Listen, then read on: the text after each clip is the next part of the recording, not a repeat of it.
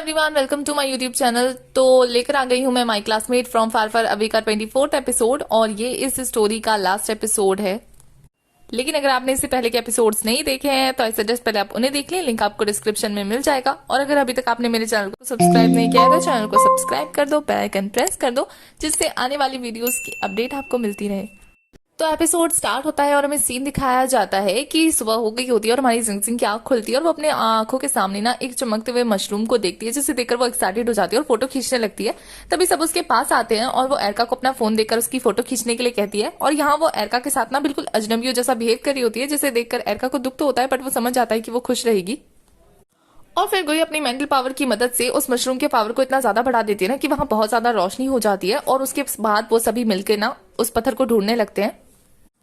और इधर यूचन को वो पत्थर मिल भी जाता है। उसके बाद वो उस पत्थर को खोदकर बाहर निकाल लेते हैं और वहां से जैसे ही जाने लगते हैं ना कि वहां येहालन के डैड की पूरी टीम आ जाती है। तभी येहालन अपने डैड के पास जाता है और उनसे साइड में चल के बात करने के लिए कहता है और वो दोनों साइड में चले जाते हैं। और उसके बाद प्रोफेसर जो है वो गुई को धमकी देते हुए कहता है कि अब तो तुम मुझसे नहीं बचने वाली। और गुई कहाँ ही डरने वाली थी उसकी बातों से। इधर प्रोफेसर के आदमी ना मेंटल पावर बैरियर लगा रहे होते हैं उस जगह पे, जो बात एरका गुई को बताता है और गुई को तो पहले से ही पता होता है इस बारे में। दूसरी तरफ येहालन के डैड को दिखाया जाता है, जहां येहालन उसे समझाने की कोशिश कर रहा होता है कि उस पत्थर का पीछा छोड़ दे, इसमें कोई भी फायदा नहीं है। पर येहालन के डैड इतने जल्दी गिव अप करने के लिए तैयार नहीं होते हैं और यहाँ इन दोनों के बीच में फिर से झगड़ा हो जाता है, जहां येहालन अपने डैड से नाराज होकर चला जाता है।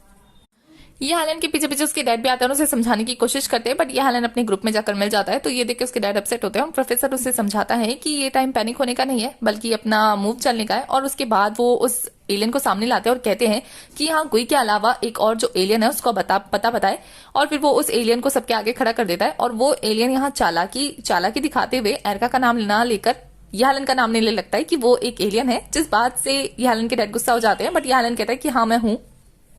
और यहाँ वो एलियन चालाकी से उस प्रोफेसर को धक्का मारते हुए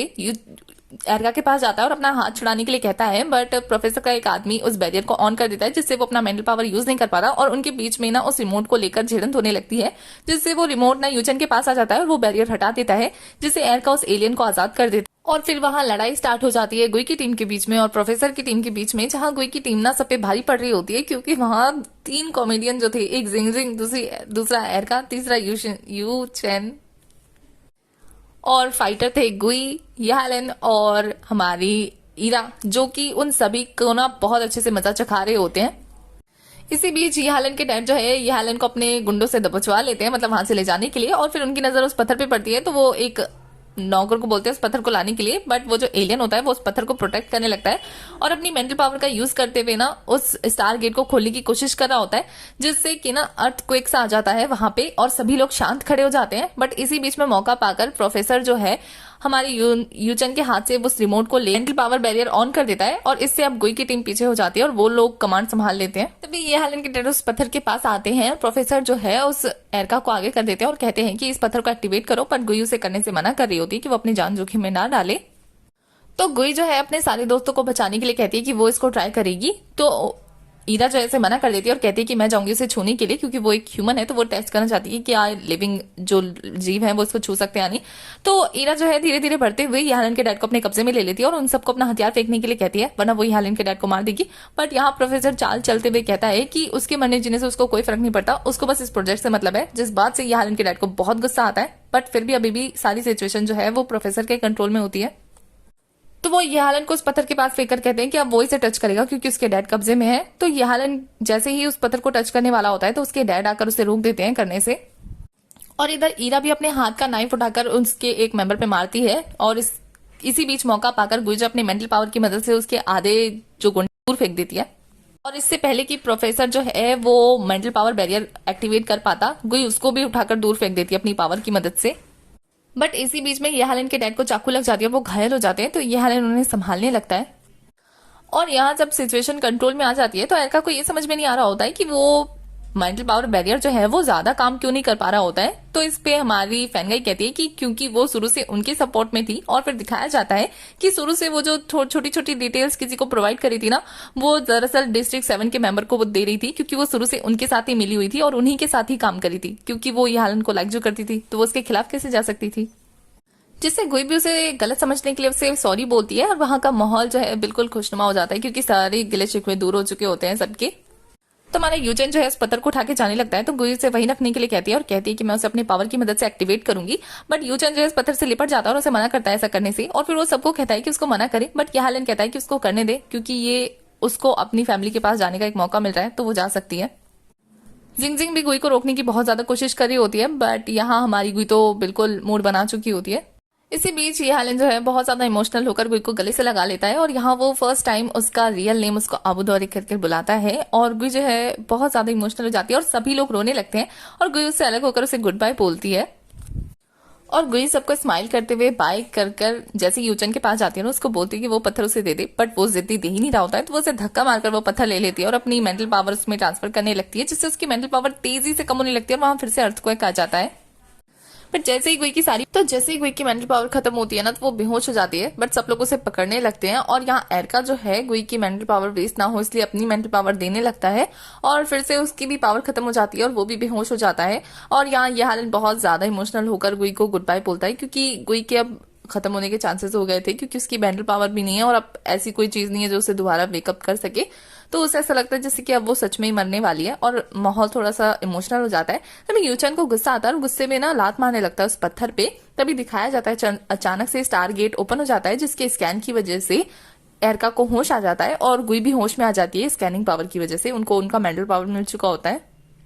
और वो दोनों जब स्टार गेट को देखते हैं तो बहुत ज्यादा खुश होते हैं। तभी दिखाया जाता है कि कुछ एलियन उसके अंदर से बाहर आते हैं और वो लोग ना एरका को पहचान जाते हैं, तो एरका उन्हें अपना सीरियल नंबर बताता है और वापस ज्वाइन होने के लिए कहता है, तो वो लोग मान जाते हैं। उसके बाद वो लोग गुई को एनालाइज करते हैं, बट गुई का फेस उन्हें मैच नहीं कर रहा होता है, तो वो लोग उसे नहीं समझ पा रहे होते कि वो कौन है। तो एरका उन्हें समझाने की कोशिश करता है, बट वो स्टिल मना कर रहे होते हैं कि उन्हें आगे चल के अपनी अथॉरिटीज को जवाब देना है, तो वो ऐसे किसी को अपने साथ नहीं ले जा सकते। तो गुई जो है उनकी तरफ तेजी से बढ़ते हुए उन्हें अपना इंट्रोडक्शन देती है, जिसको सुनकर वो सभी उसके आगे झुक जाते हैं और गुई एक स्माइल पास करते हुए सबको वहां से चली जाती है अपने प्लेनेट में। और अपने प्लेनेट में आने के बाद ना गुई वहां का ही गेटअप धारण कर लेती है और यहाँ स्क्रीन के थ्रू सबको उसका असली रूप देखने को मिल रहा था और अदर प्लेनेट का लुक भी देखने को मिल रहा था। दूसरी तरफ गुई जो है अपने प्लेनेट को इतना ज्यादा खुशहाल देखकर बहुत ज्यादा खुश होती है और वो कहती है कि 2000 साल पहले मेरे यहाँ से धरती पर जाने का मकसद यही था कि मैं अपने प्लेनेट को बचा सकूं फ्यूचर में आकर,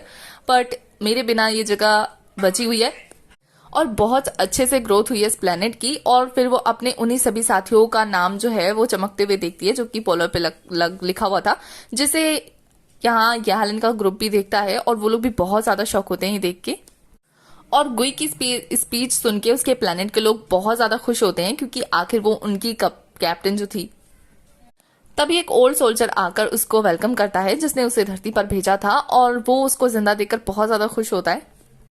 और यहाँ एरका भी सबको बाय बाय बोलकर जाने लगता है, क्योंकि वो भी तो एक एलियन है, उसको भी वापस जाना है। और गुई के सभी फ्रेंड्स यहाँ तक कि यूचन भी उसको बाय बोल देते हैं फाइनली, और गुई उन सबको देख के एक प्यारी सी स्माइल देती है। इधर एरका ना जाने से पहले अपने गले का लॉकेट ना जिंगजिंग को दे देता है और यहाँ जिंगजिंग को समझ में नहीं आ रहा होता कि उसने ये लॉकेट उसे क्यों दिया। और वो जाते जाते ना जिंगजिंग से अपने प्यार का इजहार करते हुए जाता है और उसको जाते हुए देखकर जिंगजिंग रोते हुए सोचती है कि ये थोड़ा अजीब नहीं है कि वो उसको जानती भी नहीं है, लेकिन फिर भी उसके जाने से रो रही है,